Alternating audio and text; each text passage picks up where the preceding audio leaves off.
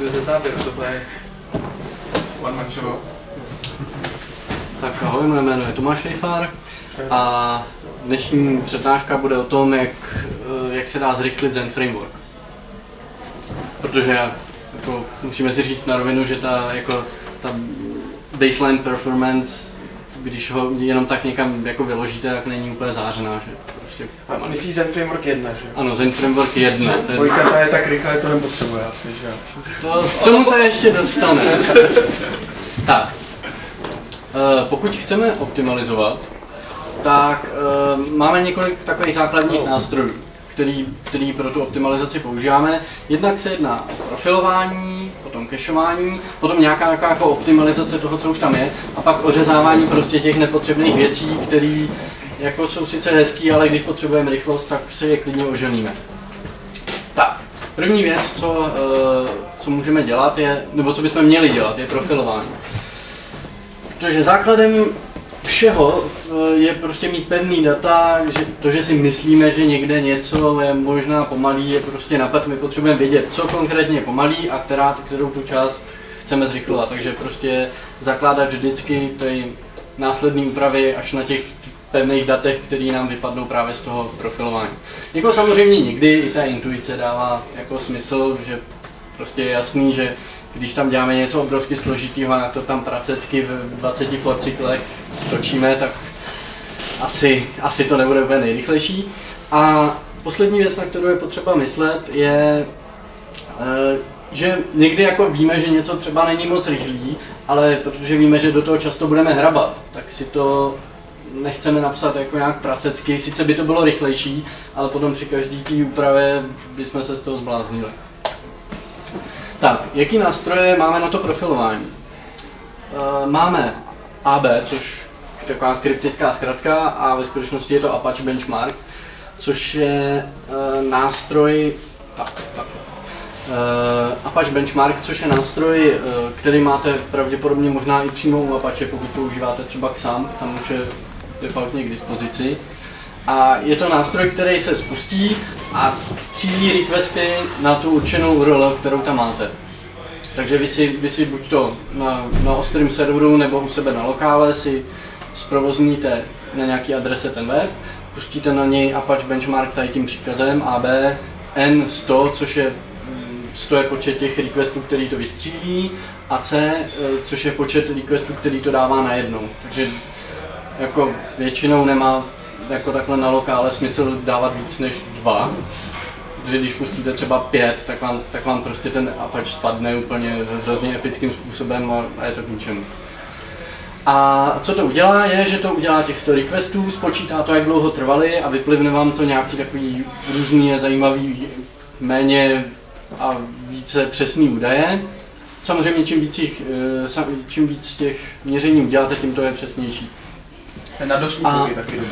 Je to výborný na dosluhy, ale není to distribuovaný, takže tě brzo zařízneme.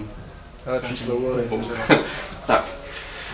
Co by vás mělo nejvíc zajímat, je počet requestů za sekundu, to znamená, jakoby, kolik klientů je to za 1 vteřinu schopný obsloužit. A tadyhle ta tabulka, ve které je, jak dlouho trvá to zpracování, a jsou tam minimální, maximální, průměrný a střední hodnoty. Přičemž já bych teda doporučoval se řídit vždycky podle té střední, protože ten průměr je kolikrát ustřelený tím, že třeba vám hrábnou disk, nebo se něco stalo, co to zbrzdilo, a je tam třeba 2 vteřiny, ten jeden request, a ten průměr vám to jako posune úplně jako nelogicky, takže je lepší používat tu střední hodnotu. Další možností, co se dá použít, je Xdebug a Xcachegrind, což je úplně neuvěřitelný nástroj. Jako, když jsem ho objevil, tak jsem z toho byl úplně nadšený. Ten umí analyzovat to, jak probíhá tento zpracování toho programu, jak voláte různé metody, jak se načítají třídy a tak. A vyplivne vám z toho prostě takový grafík, kde jsou jednotlivý časy změřený a tak. Já to možná rovnou ukážu. Jo, tady je k tomu program, který se jmenuje WinCacheGrind pro Windowsy, jestli kdo jdete na Linuxu. Tak ty máš Xcachegrind a my všichni ostatní máme WinCacheGrind. A někdo jde na Macu, to ne? ty nemají nic asi. Na Macu... Ale mají to krásný, Ale mají to za $20. Ne, na Macu je určitě to, na Macu je Xcache Grind asi taky. Já jsem ho asi před rokem zkoušel hledat a nenašel jsem žádnou. Aha, tak to je velmi smutné a máš smůlu. Pořiď si normálně počítač. Tak. Abych vám tady ukázal, co to umí, tak tady mám nějaký zkušební export. Já nevím, jak moc dobře je to vidět. Myslím, že... Takový nějaký divný vyblip. No. Tak vy to možná tak dobře... takhle je to líp vidět. Tady jsou vlastně jednotlivý ty volání, které během toho zpracování toho programu probíhají. Takže když se to spustilo, jak se spustil tady nějaký main, tady je vidět bootstrap, tady se načetlo MVCčko, pustí se dispatch a tady už to postupně, jako jak vidíte, tadyhle ten čas, to je čas, který se strávil tím konkrétním voláním. Jo, proklikáš to v rámci toho šukačnictví. Jo. Asi bys měl tam říct, že ten čas trvá tak zhruba 2x, 3x tolik. Než jo, k tomu jsem se chtěl ještě dostat. Jo. Tady je vidět jakoby strom právě těch všech volání, jak postupně probíhaly. To asi má největší smysl, když si to vyzkoušíte na nějaký vlastní aplikačce, kde víte, jako, co to dělá a uvidíte, jakoby, co který z těch časů, nebo která z těch aktivit trvá nejdelší čas. Jako tady je vidět, že třeba ku podivu člověk by si myslel, že tadyhle index action, to je nějaký vypisování produktu, že to bude trvat jako hodně dlouho z toho celkového času. Ale je vidět, že to, jako to by bylo taková ta intuitivní, jako tak co bychom tam tak zrychlili, že jo. A... To je vždycky. No, teďka takový slečně úplně jako rostou, teďka nevím, kde jsem, jo. Že intuitivně bychom si řekli, že prostě ten výpis té akce, že bude trvat prostě nejdýl. A ono ne, díl trvá notify post dispatch, mimochodem je to proto, že se tam vykresluje viewčko a v něm jsou nějaký asi špatné věci, kde tady se něco dělo v nějakým, ale jo, prostě to je nějaký view helper zvláštní, který připojuje jenom nějaký skript, v životě by mě nenapadlo, že to bude trvat jakoby skoro 50% toho requestu.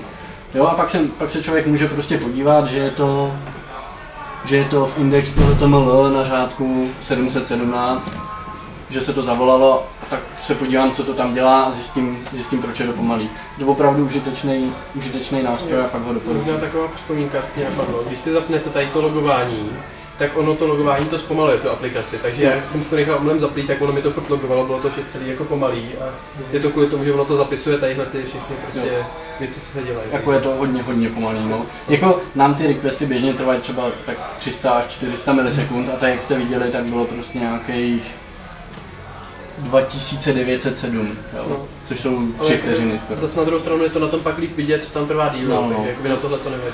No, že ty poměry jsou pořád stejný, ale ty časy na serveru budete mít prostě čtvrtinový, třetinový, poloviční, desetinový třeba.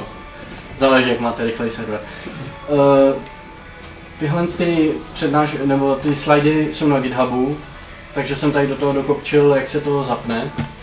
Jenom si tohle nakopčíte do PHP ini a samozřejmě změníte si teda cesty, ty jsem nakopčil, co mám já. A mělo by vám to normálně fungovat a začít generovat.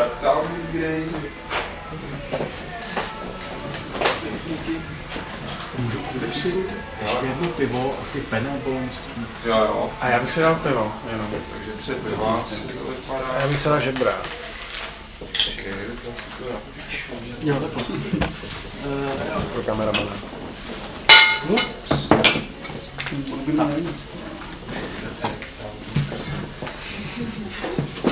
Někdo něco? Jo. Já poprosím ještě jedno pivečko a dáš ten ještě Plzeň, jo? Jo. Kakao budu. A možná Takže jako ještě jedno pivečko. asi není direktor. Máme pauzu na jídlo? Ne, to asi nemám co udělat. Tak. Jenom zabírat Martina, jak se cpe. Tady to máš rozptylo. Jo, tohle byste si prostě mělo by stačit to jenom nakopčit na konec PHP ini a mělo by to prostě začít fungovat. Jako když to nebude fungovat, tak musíte googlit. No. Je to taková trošku magie, že jako občas to prostě z nějakého mě neznámého důvodu nefunguje. Prostě to třeba nejde zapnout.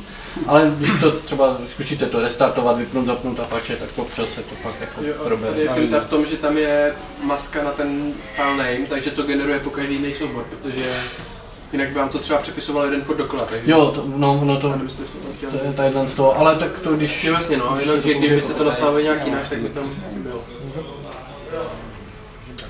Tak. Další takový jako rozumný nástroj, který můžete začít používat klidně hned zítra, prostě nemusíte nic nikam instalovat, je ZenDB Profiler, nemá to řízný nahoře plátnem, který se zapíná úplně triviálně, prostě si tady má být ZenDB Profiler, jsem se nějak upsal, nebo jsem to skopčil z dokumentace možná spíš. Jenom někde, kde si inicializujete databázi v tom projektu, tak tam přidáte profiler, rovná se ZenDB Profiler, set enabled, přihodíte ho a pošlete ho jako parametr. Jste chtěli ty těstoviny? Ty boloňský. Boloňský, jasně. Přihodíte ho jenom do těch parametrů jako pod klíč profiler a automaticky to začne fungovat. A potom ten objekt profileru si musíte někam dát, jako asi do Zend Registry nebo někam prostě. A potom, nebo přes databázový adaptér. Když na databázový adaptér přímo zavolat set profiler. A potom pomocí volání get query profile si vytáhnete veškerý SQL, který jste zavolali a u nich, je to popsané jako dobře v dokumentaci, to nemá si cenu to tady jakoby všechno popisovat. Ale na takový základní jakoby prohlídnutí, co to tam dělá a který databázový dotaz je nejpomalejší, to úplně stačí. A z tohle to jde sypat do Firebugu rovnou. Jo. Takže pak má člověk i přímo ve Firebugu tabulku, prostě request a čas a nemusí vůbec to pak někde, nevím, jak to z toho leze, nebo co to... To ještě druhá možnost je ZF Debug Toolbar 1.6. což je vlastně takový toolbar, který vám naskočí dole na té stránce a umí vypisovat, jednak loguje nějaké věci, že má takový, že si můžete třeba měřit, jak vám nějaká akce dlouho trvá, že zavoláte timer tady, timer potom a ono vám to tady do toho logu vypíše, jak dlouho to trvalo mezi těma dvouma timerama. Potom to má variables, které jsou nastavené ve viewčku, v requestu a co máte v registru. Tady je počet databázových dotazů, kolik jich bylo za jak dlouho a je tam jejich výpis se vším všady, každá má v sebe čas, inkludnutý soubory a ještě něco z cache, nějaký nakešovaný hodnoty, co tam bylo kolik procent cache, ale já jsem tam třeba napsal na memcache třeba vlastní výpisy, statistiky. A tady na konci je... jsem si to rozbil. Tak. Na konci máte ještě, jak dlouho trval celý ten request a kolik bylo spotřebovaný paměti. Pardon, že vám stíní, nejde. Plzeň někdo měl? Jo.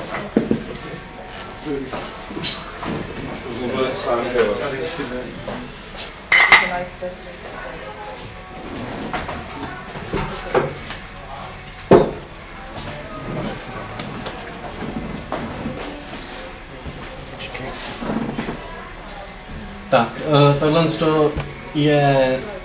má to repozitory na GitHubu, takže stačí si to prostě forknout nebo i klidně stáhnout. A je tam jednoduchý návod na Zend Application, jak se to nainstaluje. Pokud nemáte Zend Application, tak asi víte, jak se dělají ty věci, co se dělají v Zend Application. Tak.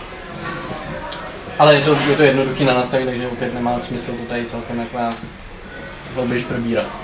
Tak. Když už jakoby víte, která část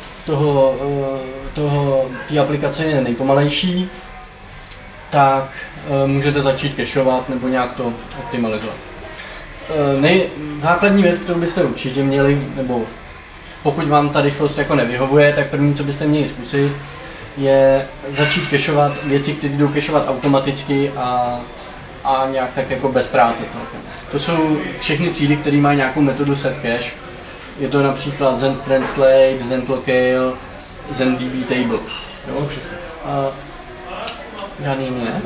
Aha, tak jsem trefil zrovna tyto do například. Translate si cacheuje ty jednotlivý soubory, který načítá, Local si cacheuje zpracovaný XML, který načítá jinak při každém requestu a trvá to fakt hodně dlouho. Čoši, trochu tajných selhal. Ahoj. Už máte akci.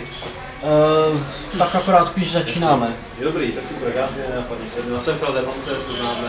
Jo. Takže nějaký z Jablonce, čau. Jako můžeš se nějak můžeš se rychle nějak jako představit, co děláš a tak? Já jsem z Jablonce, dělám prostě PHP programu, navrhuji takhle vedu Jablonci. To je pěkný město. Jo. Pěkně. A jak jsi na tom se Zen frameworkem ještě? Nejnovější verzi ještě nemám nainstalovanou, přiznám se. Počkám, co se dozvím. Modří. A jsem že s tím usínám, to je jasný. Jo. Dobře. Tak. No, tak. Kde jsem to byl? Jo.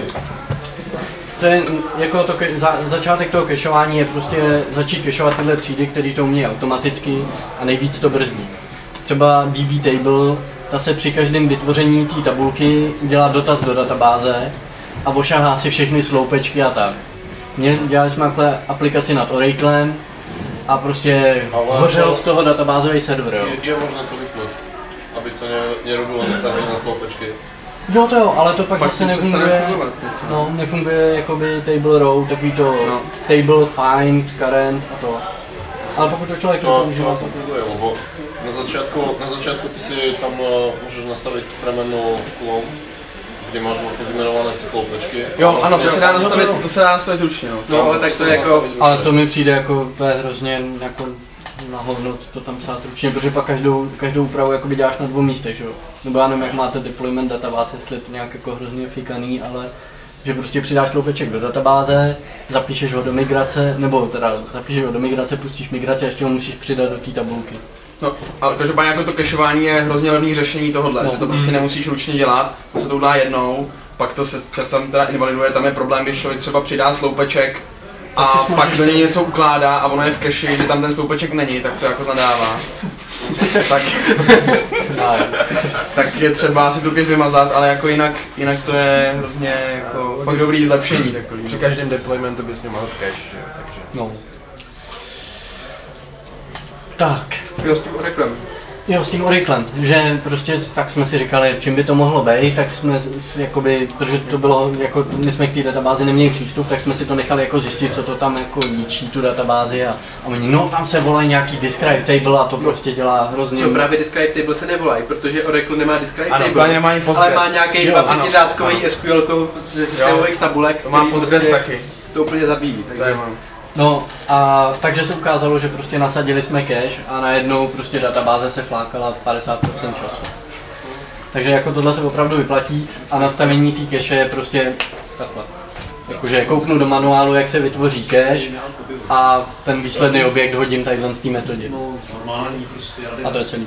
Tak no, tak když přijde sloupeček do tabulky, chceš ho někde jako použít. Já máš další místo, kde ji udrží A hlavně tohle fakt jde taky nějaký no. Jako nám se to hodně osvědčilo a používáme to teď úplně už jako základ na všech projektech, když jako třeba jiné věci tam nekešujeme nebo není potřeba tu request tolik řešit, ale prostě tohle je první, co děláme. Je to pomalejší. Tak jo, mě se osvědčilo tam fakt vyjmenovat ty sloupečky, s kterými... To bude jako totálně určitě nejrychlejší, jo. Je to jako fakt zajímavé. Lebo já jsem z začátku strašně zapasil v tou rychlostěu. Tak to brutálně jako... Bylo myslím, že klidně prostě 10 MB. Tak. Pol sekundy dokáže nastrať uživatelů neskutočně. No. Takže další možností, teda, když vyplejtváte tyhle, které jsou jakože skoro zadarmo, tak je cacheování nějakých generovaných věcí. Něco, co prostě trvá hrozně dlouho, vy si tam na tom voláte nějaký for each, taháte to z XML, něco tam někam vypisujete a tak. K tomu se ještě dostanu. A co bych vám hodně doporučil, je udělat si nějakou statickou třídu na cache, prostě, která bude furt k dispozici, abyste nemuseli řešit, že prostě když jsem ve view helperu, tak nemám cache, nebo když jsem v modelu, tak nemám cache a nevím, jak si ji zrovna vytáhnout, že prostě kdykoliv budete potřebovat cacheovat, tak si zavoláte cache get cache. Co? Kdybys měl cache použít pouze v modelech, to ale určitě ne ve view. Jako můžeš cacheovat třeba nějaký bloky, ale jako ve view helperu používat cache. Tak ve view nebudeš mít cache, no. A jako budeš vypisovat z obrovského pole složitý menu třeba. To jo, ale to menu se předá v kontroleru do view a do view se předá už z kontroleru a tam budeš rovnou z cache.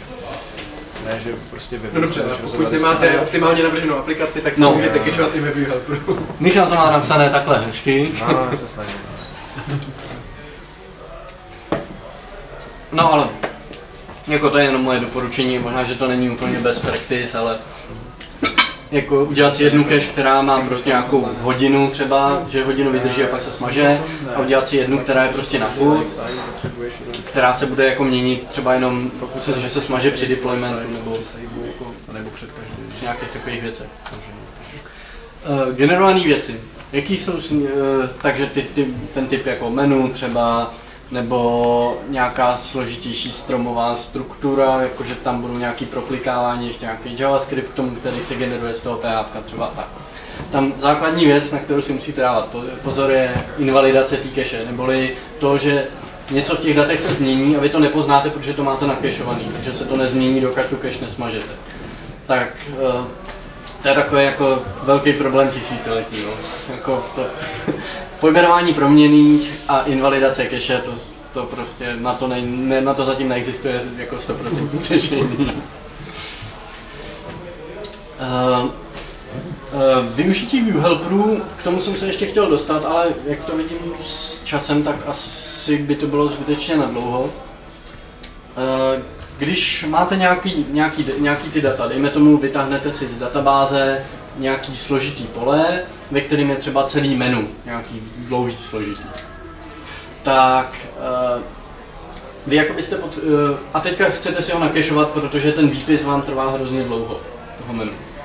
Takže možnosti jsou dvě, buď to nakešujete ty data, které přijdou z modelu, a pak ty nakešované data jenom vypíšete, ale to záleží zase na tom, pokud je i složitý to vypisování, tak byste potřebovali zase kešovat ještě to vypisování. A nebo vy nakešujete jenom to vypisování a zase v modelu se vám to tahá po každý. Přičemž mně přijde jako dobrý řešení celý tohle narvat do view helperu, že si view helper šáhne do databáze. Tak to je to, co jsem říkal na začátku, že buď je to hezký, nebo je to rychlý, a nebo máte ideálně navrženou aplikaci.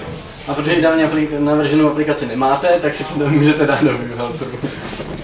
Výhoda je ta, že pokud to volání do té databáze bude přímo v tom view helperu, který bude řešit i ten výpis, tak vy si nakešujete jenom to volání toho view helperu. Co? No tak ne, dobrý, tak to je dobrý. Není? Já jsem říkal, že to nedělám ani já, že bych z view helperu šel do databáze, a to si nemyslím, že to mám optimálně navržený. My jsme to k tomu taky došli, že to nakonec jako občas děláme, protože to prostě rychleji nešlo. Mně to přijde jako docela i... Já tě zaberu na kameře, aby tě bylo vidět. To je Štěpík, on používá, on dělá view helperu do modelu. Nevadí mi to. Ještě taky kde pracuješ. Ne, ale tak samozřejmě jako ne vždycky je to potřeba, ale může vám to prostě pomoct a zjednodušit hodně práci, pokud je to něco, na čem zase až tolik nezáleží. Důležité je nastavit si správně ten čas, po který ta cache bude ukládat ty výsledky. U Zendcache si můžete nastavit při každém ukládání toho záznamu té cache, jak dlouho tam vydrží v té cache. Takže vy si uděláte defaultně, řeknete si, no tak dejme tomu hoďku mě to žíly netrhá, když to tam zůstane, ale pak třeba, já nevím, počet nějakých přihlášených uživatelů, jako to mají na WebExpu, tam mají cache asi 24 hodin nebo nevím kolik, tak ta by se měla třeba invalidovat častěji. Ono je složitý to spočítat někde v tom SQLku, prostě vybrat všechny objednávky, teď z toho spočítat, kolik lidí tam je a kolik je rozdíl a tak. Takže to asi nechcete dělat při každém requestu, ale přece jenom by to nemělo být prostě třeba 3 hodiny starý ten údaj. Takže hlídat si, abyste měli nastavený správně ten čas. A pokud budete používat nějakou cache, která jakoby žádný čas nastavený nemá, což dává smysl třeba pro ty překlady, nebo pro nějaký, když třeba máte cache v Memcache, jestli znáte Memcache, to je vlastně jakoby druhý úplně proces, který běží v paměti a v paměti vyhrazuje místo, do kterého se dají ukládat ty cacheované soubory, že to vůbec, nebo ty záznamy, ty cache, a vůbec to nesahá na disk, což prostě na hodně navštěvované aplikaci se okamžitě pozná, protože ten disk je vždycky jakoby ta největší brzda a každý šáhnutí na disk prostě bolí. Tak pokud nějakou takovouhle cache, kterou prostě jednou nakešujete a pak už ji tam necháváte na furt, pokud ji máte, tak je potřeba si dávat pozor, aby se vám smazala při tom, když měníte ty data, aby udělat na to prostě vyloženě proces, aby se nemohlo stát, že tam ty data zůstanou, protože pak dojdete samozřejmě k tomu, že tak už jsem to tam udělal, že jo, a teďka, počkej, proč to tam není? Ale prostě na hodinu zkoumání, když si na to zrovna hnedle nevzpomenete. Jako stalo se to zrovna relativně nedávno. Tak, další věc, kromě cacheování, který je už takový jako docela jakoby velký kalibr, je ještě jenom taková optimalizace. Možná jsem to mohl prohodit na těch slidech. Úplně na začátku, co můžete zoptimalizovat, je include path. To je věc, na kterou se hrozně často zapomíná. Include path v PHP je seznam jednotlivých adresářů, ve kterých se nacházejí ty jednotlivé soubory. A vy pokud si dáte require once a název nějakého souboru, tak ten soubor postupně se projíždí ta include cesta. Tak já piju teda.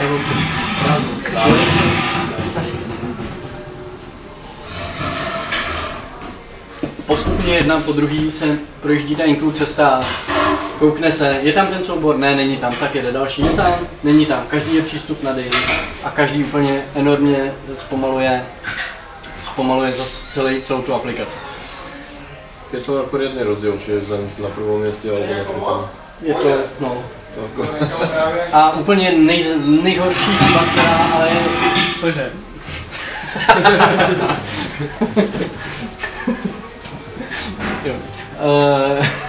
Nejhorší chyba, která je ale často vidět, možná, že i dokonce v defaultu, je, že na prvním místě je tečka. Že jako inkludovat soubory z toho samého adresáře podle mě nepotřebujete skoro nikdy. Pokud používáte autoloader, tak nevím, mě nikdy nechyběla do té doby, co jsem ji přestal používat. A je to radikální zrychlení, protože pokaždý je ten tečkový adresář jiný, takže není ani nakešovaný obsah toho adresáře a dělá to neuvěřitelné věci. Takže ideální je na začátek si dát tu adresu, kde máte ten, a na druhé místo, pokud možno nějakou vaši, pokud nemáte Zend a library v tom samém, tak na druhé místo library, na třetí místo dávám modely.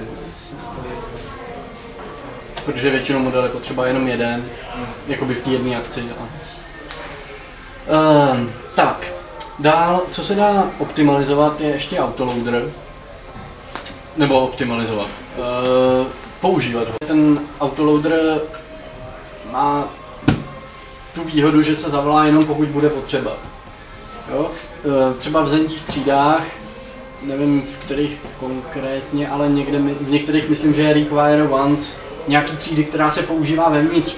Možná, tak je daný hned jakoby na začátku té třídy.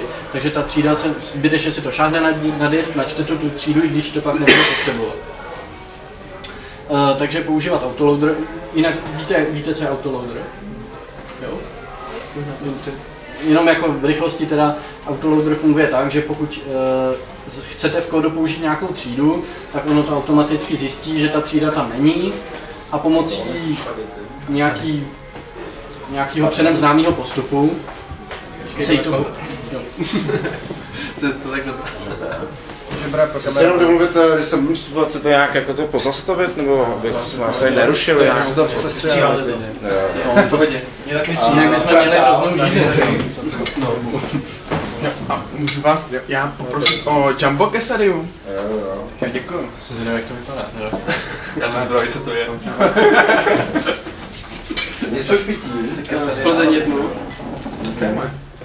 Já si taky ještě jednu Plzeň. Někdo ještě Plzeň? Já...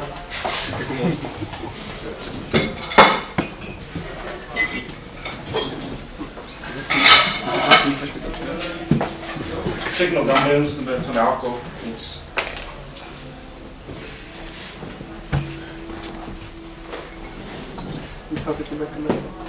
To nevadí, já myslím, že teďka tam toho nebude tolik jako na kamerování.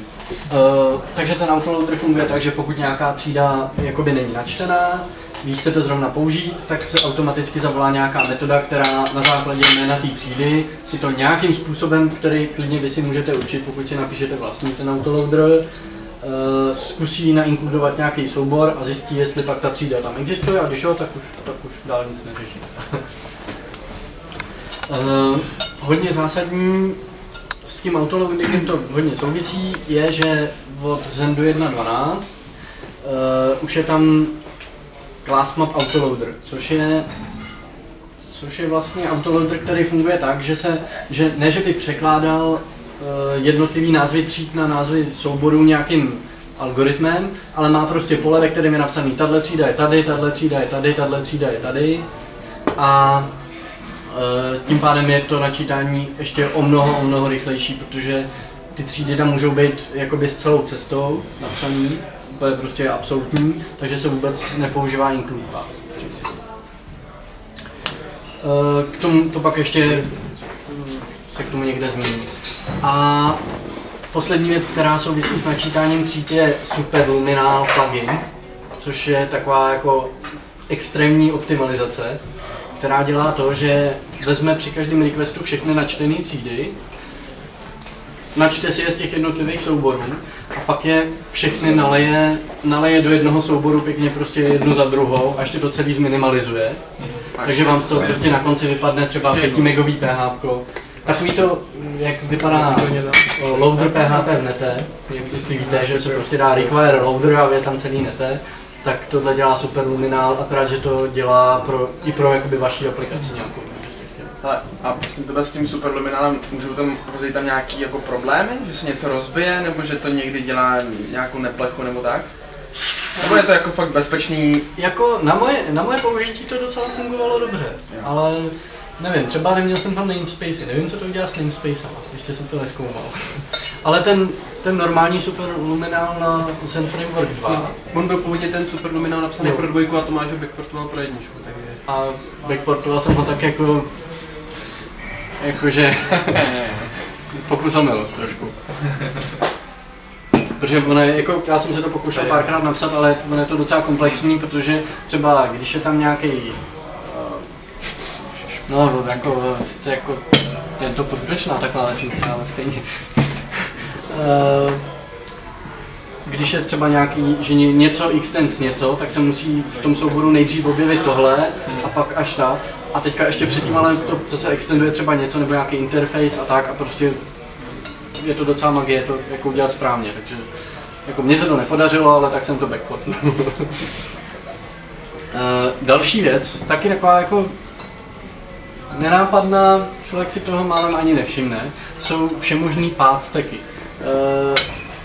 Path stacky jsou různý místa, třeba na view helpery, action helpery, form elementy, kdy vy si vlastně, ono je to jakoby best practice, je to napsané v manuálu, že prostě když chcete přidat svoje vlastní view helpery, tak si tam přidáte prostě my view helper, že je v nějaký složce, a potom třeba nějaký app view helper a ještě hromady jich prostě. A problém je, že všechny tyhle se přidávají před Zen. Takže vy když máte jeden svůj helper, který bude my app view helper, tak při každém... Donesu vám nějaký pivko nebo něco? Teď máme doneseno, děkujeme pěkně. Při každém requestu na jakýkoliv jiný, kromě toho konkrétního vašeho, se zbytečně jednou šáhne na disk, podívat se, jestli ten view helper není náhodou my view helper, a samozřejmě, že není, takže druhý pokus bude Zend a ten už se načne. Ale prostě při každém requestu to udělá úplně jeden zbytečný dotaz. Při každém lookupu toho vyhopu, ne?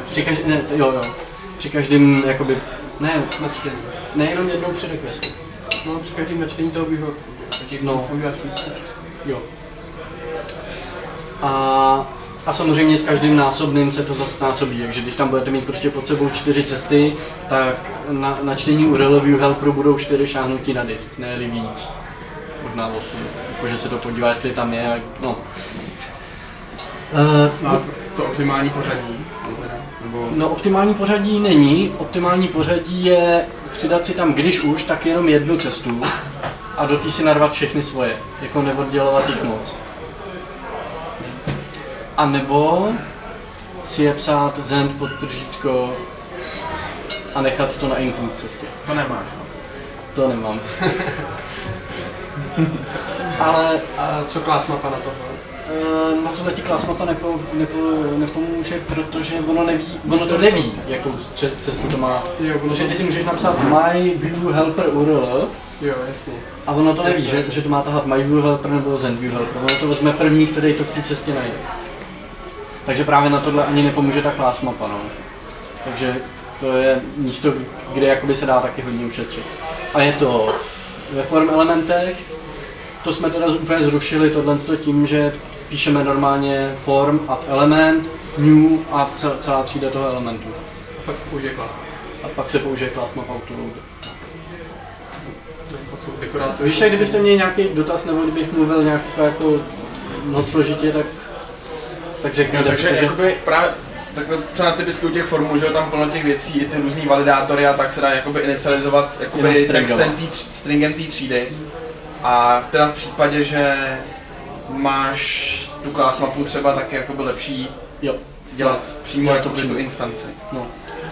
Ale nevýhoda je, že třeba jako tohle je dobrý na to, že si připravíš třeba ten template, jakoby, a pak ho rozkopčíš, akorát, že dáš validators, je proměna validators. Jenomže když tohle uděláš s těma instancema, tak všechny ty elementy budou mít jednu instanci. Taky už mě to jednou koplo, tak od té doby si na to dávám pozor. Že, no, a to už zase zabíháme asi hodně do detailu. Taková docela relativně jednoduchá optimalizace, pokud máte Linux, tak je stripnout si require once ze všech zendích tříd. Protože kromě loaderu. Je na to přímo v manuálu, takový kousek bashe nějakýho, který si na to prostě pustíte a on zakomentuje všechny ty volání require once. Výhoda je ta, že se bude používat vždycky ten autoloader a tím pádem pokud máte třeba class map, tak se to najde na poprvé a ani se nebude prohledávat ta include cesta. Na Windowsech to jde přes Cygwin. Na Windowsech to asi půjde přes Cygwin, anebo nějakou hodně velkou magii s nějakýma regulárníma výrazama v IDE, ale taky jsem to zkoušel, no nic. A nevýhoda tohohle z toho je, že od té doby už budete muset i na zendí třídy používat vždycky autoloader. I když použijete třeba jenom jednu z nich, tak bez autoloaderu se vám prostě nenačtou ty věci, které jsou k ní potřebné. Což mě ten osobně přijde úplně jako, že to nevadí. A tak autoloader máš jakoby... No tak nemusíš mít autoloader. No jasně, ale když máš normální MVC aplikaci, tak máš autoloader. Ale když máš třeba nějaký jenom si pustíš samotným souboru HTTP klienta, něco si chceš někde specifičnout, tak bys musel requirovat každou tu jeho věc, to používá prostě. No. Jo. Ale jinak prostě, když máš autoloader, tak to nemusíš řešit. No a poslední, to už je taková jako skoro mikrooptimalizace, je minimalizace velkých souborů. Ty soubory prostě jako, čím jsou větší, tím díl trvá, než je načte ten disk, čo? I když ty serverové disky jsou třeba rychlý, ale stejně je to poznat. Takže dá se ze spousty míst dá stripnout whitespace. Třeba z té class mapy, jo, tam prostě vyexportovaný pole a je to, že jo, název třídy mezera, rovná se šipečka mezera, cesta ke třídě a prostě takhle. A možná i za čárkou dokonce to byly původně mezery a tak. A nebo třeba tam taky v class mapě, v té, která je se u Zendu, jo. Já jsem teda k tomu se dostal na konci. Generátoru, který jo, takhle. V tom generátoru class map, který je přímo u Zendu, jsou poměrně dlouhý názvy proměny, že je tam dir name, podtržítko a asi ještě nějakých 6 znaků. A když tu class mapu zbuildnete pro Zen, tak je tam prostě, já nevím, 1000 souborů a u každého toho souboru je prostě ještě těch 10 znaků tohohle z toho. Což možná já se k tomu dostanu ještě až později, tak to když tak dopovím. Ale každopádně vyplatí se prostě i takové jako místy, když to dává prostě smysl. Jde to automatizovat. Jde to nějak rozumně automatizovat, tak se vyplatí jako i jenom prostě zminimalizovat velký soubor a projeví se to v té výkonnosti. Speciálně jako na disku, no.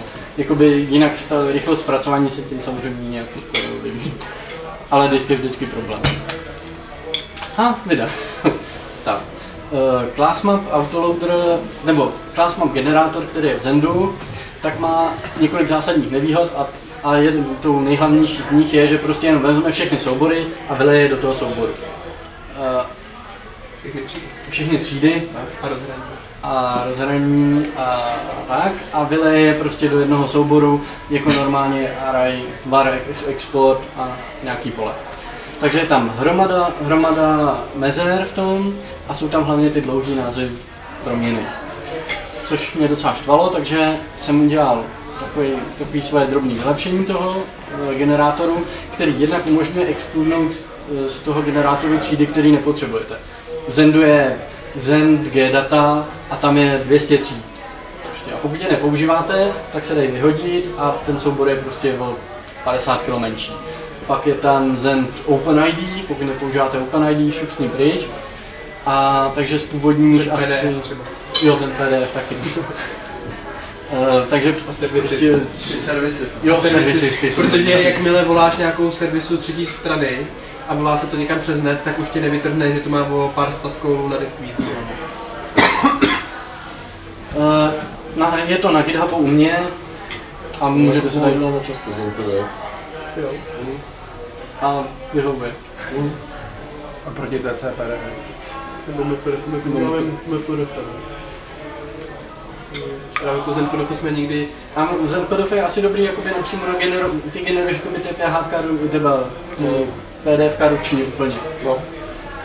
Protože my děláme to, že děláme z toho HTML stránku a to proženeme PDF a vypadne nám jakoby vytištěná do PDF HTML stránka. To je hodně pěkné, když se dá no.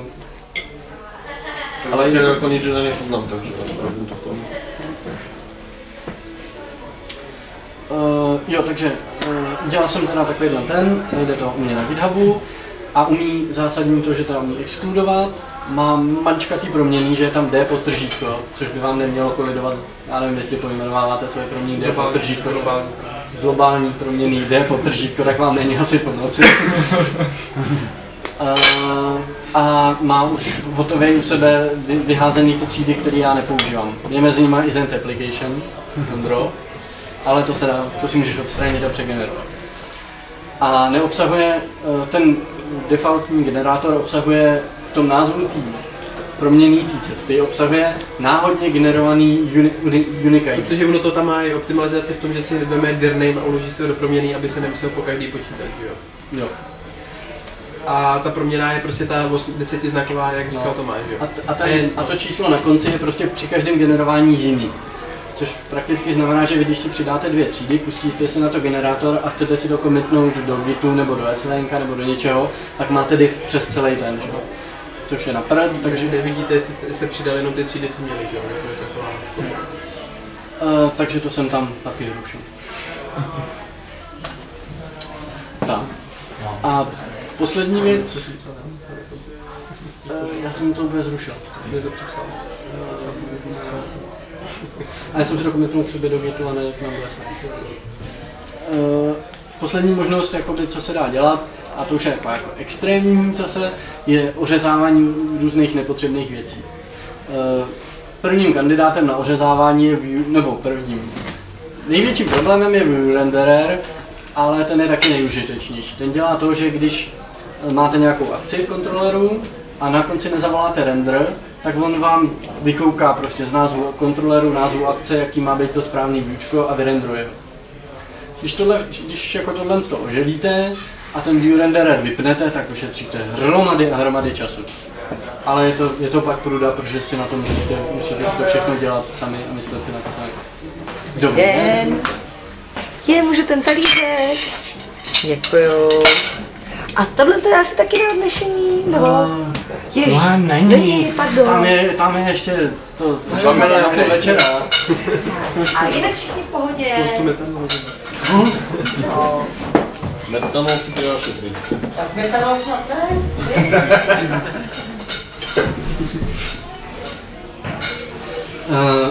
Taková věc, která docela dobře jde nebo jde docela dobře udělat, je nahradit partial helpery za render. Ty partial helpery jsou takový prostě convenience layer a speciálně partial loop. Partial loop je zlo a je velmi špatně. Nebo je to hezký teda, jo, ale je to pomalý jako svině. Rozdíl mezi render a partial. Dělají úplně to samý, akorát že partial si vygeneruje vlastní výučko, nový. Naklonuje si ho tak. Naklonuje si ho a vyprázdní v něm všechny proměny. Ale trvá to prostě, jakoby vykreslit to výučko trvá 20 milisekund a ta práce okolo trvá 30 prostě. Takže fakt se nevyplatí to používat, pokud nemusíte. A jediná nevýhoda toho nahrazení je v tom, že musíte mít ty proměny, které chcete používat, ve skoupu toho výučka, ve kterém voláte ten render. Nerozumíte mi, že asi? Jo. Magický systém. No, ve kterém skoupu, co má být, aby to fungovalo. Vidí všechny, ne? Když jsi jako video souboru. To by vidí, no. Jo, tak. A takže je potřeba jakoby místo partial loopu si udělat for each.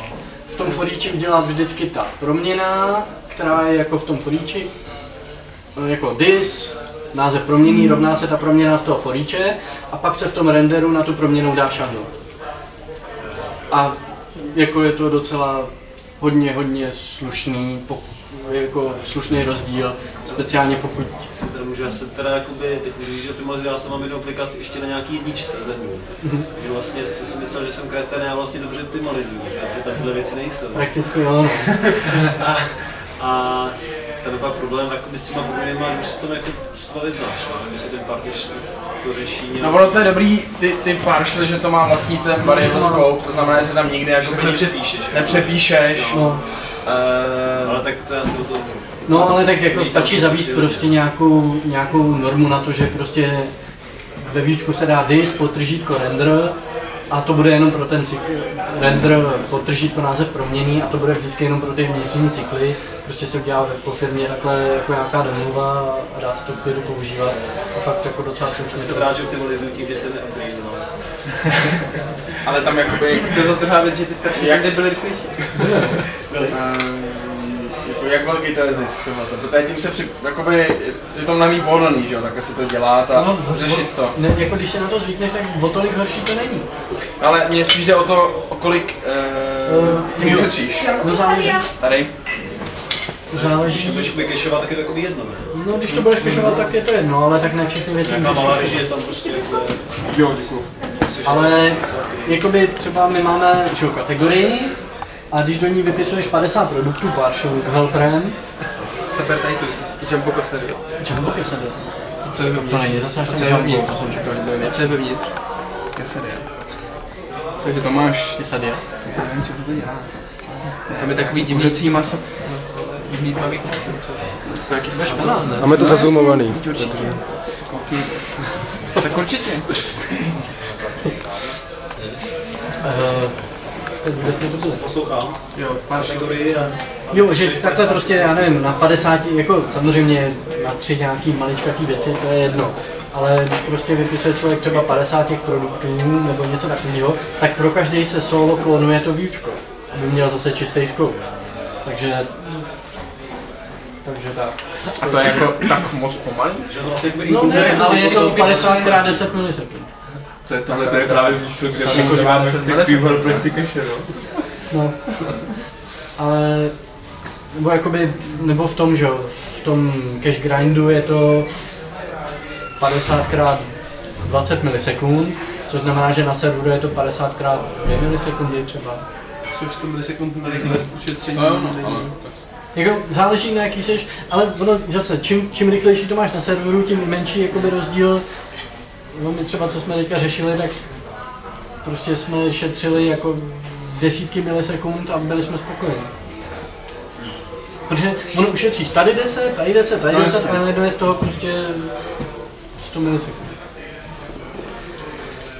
Jo, a poslední věc, nepoužívat action helper, že ve výučku si napíšete this, action a napíšete tam action. To je zlo, špatně, vůbec to tam ani neměli dát. Jo. To nevěděl. No ty si uděláš třeba action, která ti vypisuje nějaký uživatelský košík. Třeba, že? Jo, strašně hezčen. Jo. A pak to k tomu svádí. No, projede celý dispatch proces. Jako kdyby si to vykreslil renderem jenom, nebo view helperem a šáhnul by si u toho na databáze. Ale já tohleto dělám u věcí, které třeba jako při nějakým opakovaným načtením, tak jsou přes Ajax. A zatímco při tom prvním načtením se to tam prostě vybleje rovnou. Jo, jakože to je jako záměr, že to takhle je. Jo. A když prostě to je celý dost rychlý, tak prostě se to tam hodí rovnou i při tom prvním načtení. Tak dokud to je celý dost rychlý, tak vůbec nemusíš tady to, o čem se povídáme, řešit. No.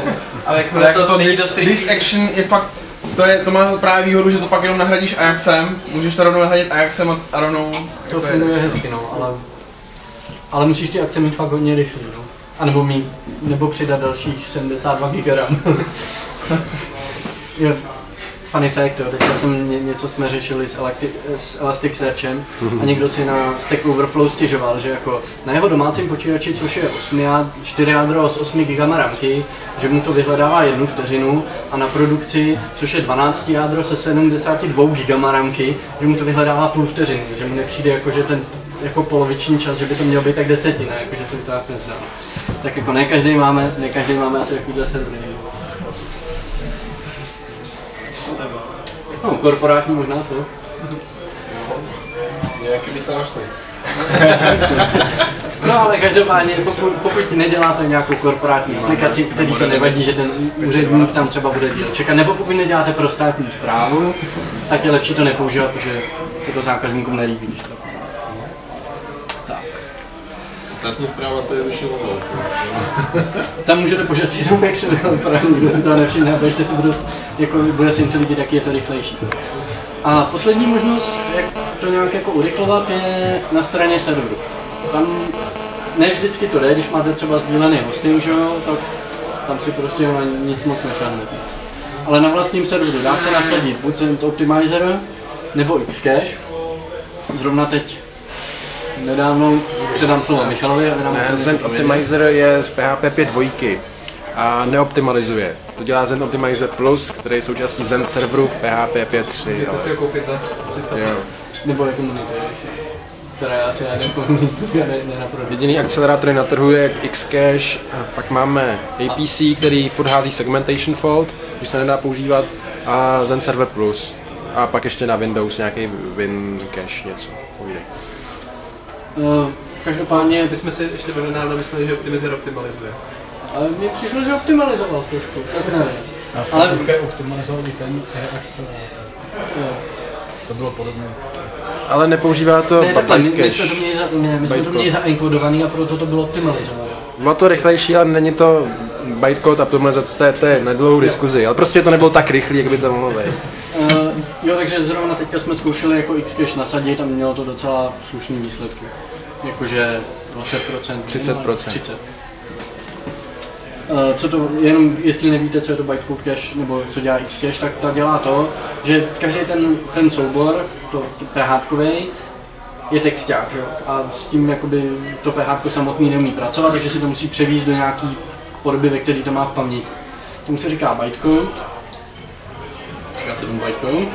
Ten se říká bytecode a ten bytecode se dá právě pomocí takovýchhle utilitek cacheovat, čímž to pádem jednak se ušetří za přístupy na disk, protože ono si to drží někde v paměti a prostě když člověk chce tuhle třídu, tak ono jí to rovnou vyleje přímo. A sdílí to mezi procesem. To je. Mezi requestem. Jo, je to nakešovaný, že jo, někde v paměti. Musí to běžet jako, a PHP musí běžet jako modul, nefunguje to jako CGI. Detaily. Jo. Další věc, která vám možná může pomoct, je mít jenom jeden Zen Framework pro celý server. Pokud máte 10 aplikací na jednom serveru, tak pokud tam máte jenom jeden Zen, tak můžete těžit z cache jednak přímo tý, jakoby, počítám, že to máte na Linuxu, tak už přímo Linux má, jakoby, cacheuje volání na file systém, takže pokud tam ten Zen máte jenom jednou, tak je větší šance, že už to bude nakešovaný třeba. A současně s tím pak třeba ta Xcache, já nevím, jak funguje, ale řekl bych, že možná kdyby byl, že možná nebude cacheovat, že bude cacheovat oba dva ty soubory, když budou stejný, ale v různých složkách. Což taky jako není úplně ideální. Věc, která se dá taky optimalizovat, ale řekl bych, že tomu nikdo nerozumí, což je zvláštní, je Real Path Cache, což je cache, která funguje tak, že cacheuje skutečné umístění souboru na disku. Když si dáte prostě require, once, něco, tak ono se to podívá a když to najde, tak si to uloží, že to tam někde je. A je to přímo v PHP zabudovaný a je tam defaultně nastavený 8K, což někteří věří, že je 8 KB. V manuálu je napsaný, že je to 8000 jakoby jednotlivých souborů a jako lidi tak různě raději, nastavte to na 512 kg. A jakože je to 512 kg, já nevím, jako nejsem si jistý, jako tyhle věcem za stolik nerozumím, ale prej je to jako dobrý. No a úplně nejlepší optimalizace je prostě pořídit si lepší železo, protože my jako vývojáři jsme drahý, relativně. Takže prostě když místo 10 hodin programátora se tam, který má 3 kg na hodinu třeba, že jo, tak za 10 hodin to jsou 3 litry, jak místo toho se do serveru pořídí SSDčko a nemusíme takovýhle věci řešit.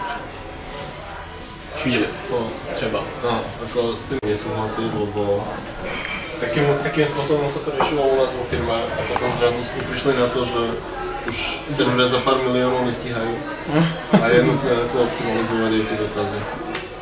No jasně, ale pak nebudeš bojovat o 2 milisekundy, ale prostě... O 2 sekundy. Tak pokud bojuješ jako o sekundy, tak to jsou tam musí být nějaké jako zvěřivosti, které se chytají dobře, že jo? Jakože to je takový to, jo, a teď jsem to zrychlil o sekundu, že jo? No, to byl přesně to s tím double table, jo? To prostě to byl jeden request, byly 3 vteřiny a my jsme furt... No, to byl právě nějaký import, co běžel přes noc a to běželo prostě, já nevím, 8 hodin ten import. Si nějaký prostě něco importoval a pak se to dalo tady to, běželo to 2 hodiny, 8 hodin. Jenom tím, že se přidala cache těch tabulek. Tak bylo na 5 řádků.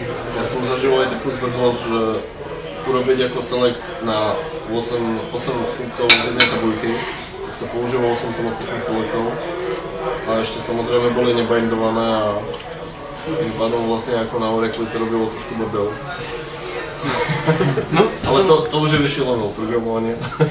To jsem vlastně taky nezmínil, že pokud budeme používat, pokud používáme prepared queries, tak oni se cachujou na MySQL serveru, na rozdíl od toho, když tam přímo nacpeme jakoby tu proměnu už do toho stringu, který tam posíláme.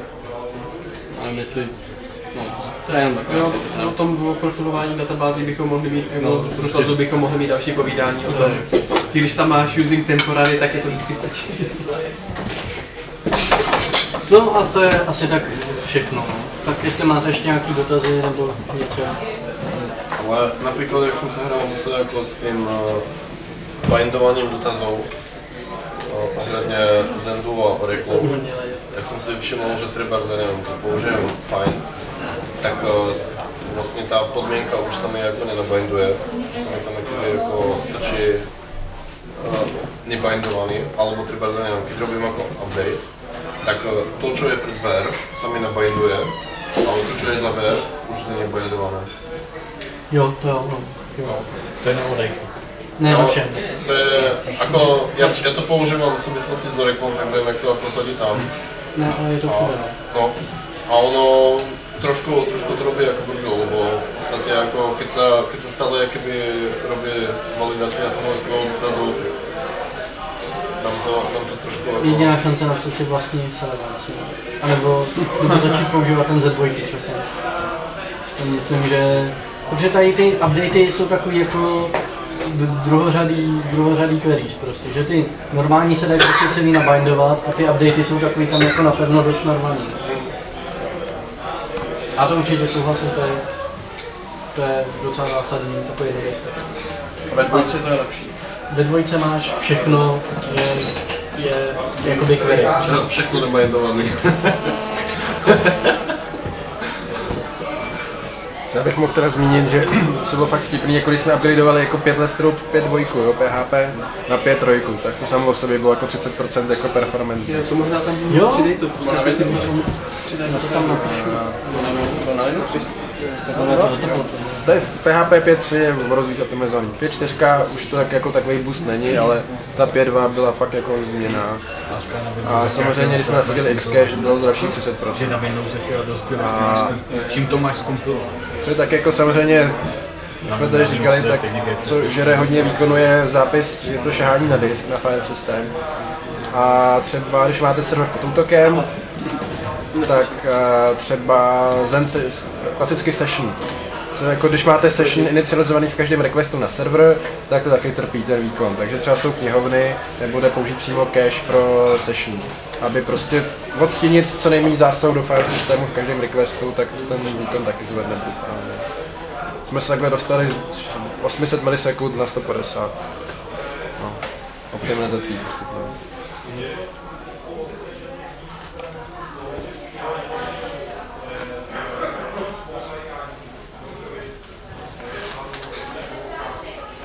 No, co vy máte problémy s rychlostí aplikace?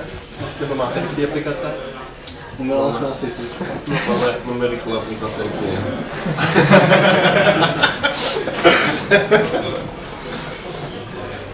Ale jako od začiatku sa snažíme to optimalizovať a už vlastne ako v rámci toho vývoja sa každý jeden zase optimalizuje, aby to bolo fakt to čo najrychlejšie.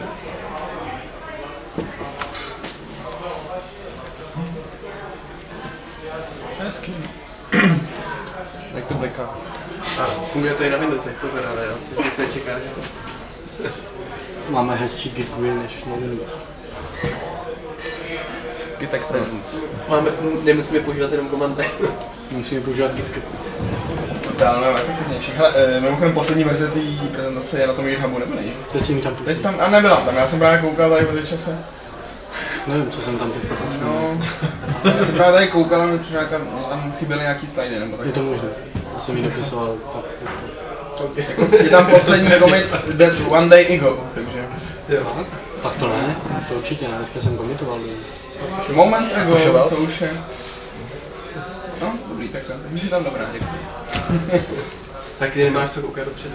A počkej, vidíš ji na mobilu normálně, jakoby? Ne, já mám projíždět ty soubory na GitHubu. A když, jo, tak si to naplní. Že je to rovnou hotovo, takže by mohlo jít jako zobrazit rovnou, ale... To asi ne na tom mobilu, tam to na GitHubu. A tam můžeš zobrazit to? No. Tak, takže poděkujeme Tomášovi, že jo?